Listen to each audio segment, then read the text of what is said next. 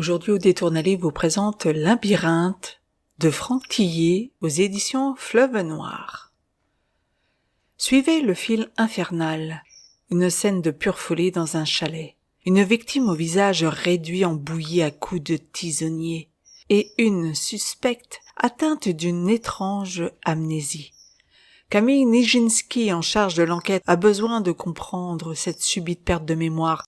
Mais le psychiatre avec lequel elle s'entretient a bien plus à lui apprendre. Car avant de tout oublier, sa patiente lui a confié son histoire. Une histoire longue et complexe. Sans doute la plus extraordinaire que Camille entendra de toute sa carrière. La gendarme Camille Nijinsky se trouve au chevet d'une femme amnésique à l'hôpital. Celle-ci a été retrouvée couverte de sang dans les bois à proximité d'un cadavre. Qui est-elle ? Seul indice, une pièce d'échec qu'elle portait sur elle.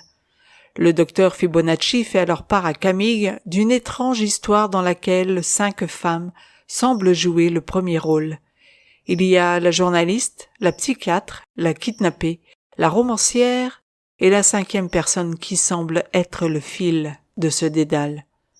Qui sont-elles et quel est leur lien ? Il y a d'abord Lysine, journaliste au Courrier normand. Elle va chercher une enveloppe à la poste qui aurait été déposée par elle-même. Dans l'enveloppe, un film, avec des images où une femme est torturée. Seuls indices, l'image d'une tête de taureau et les lieux, familiers. Vera Claytorne est, elle, une ancienne psychiatre qui s'est retirée du monde à cause de ses problèmes d'hyper-électrosensibilité. Elle vit dans un chalet au milieu de rien, ne parle que par Sibi, ne rencontre que des gens comme elle jusqu'à ce qu'une femme vienne la déranger dans son quotidien. Et puis il y a Julie, une jeune étudiante qui a rencontré un auteur de polar étrange, Caleb Traxman, et qui se fait enlever et séquestrer. Il y a aussi Sophie Henritz, la romancière dont Vera lit le livre, La fille venue de l'ombre, un thriller très noir. Et enfin, la 5e personne. Un labyrinthe, celui du cerveau, celui d'une séquestration, celui d'une quête pour découvrir la vérité. Franck Tillet s'amuse à nous perdre et effectivement en commençant ce livre on se demande où il veut nous emmener car nous passons de l'un à l'autre des personnages sans vraiment comprendre le but de tout cela, chacune ayant sa propre histoire. Et puis peu à peu le schéma se dessine, les indices se dévoilent et le lecteur commence à comprendre la mécanique qui s'opère et à suivre le chemin qui va le mener vers la sortie de ce fameux labyrinthe. Et quand on parvient aux 100 dernières pages, impossible de décrocher alors, car on est happé par le récit, par l'intrigue, par ce labyrinthe qui s'insinue jusque dans notre esprit pour tenter de comprendre. C'est diablement bien amené et il faut s'accrocher, même si au départ on peut se montrer décontenancé.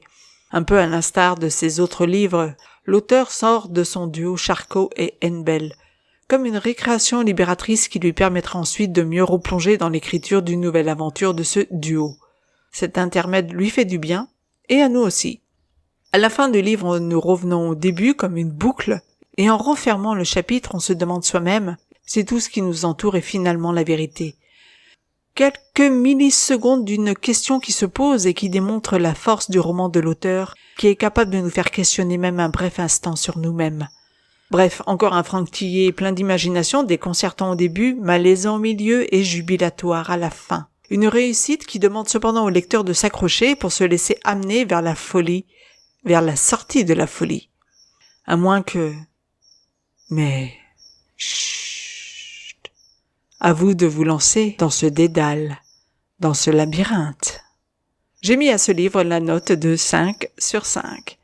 Si vous avez aimé cette chronique, n'oubliez pas de mettre un pouce vers le haut, de partager et de vous abonner à la chaîne si ça n'est déjà fait. Je vous dis à très bientôt pour une nouvelle lecture sur audétourdunlivre.com.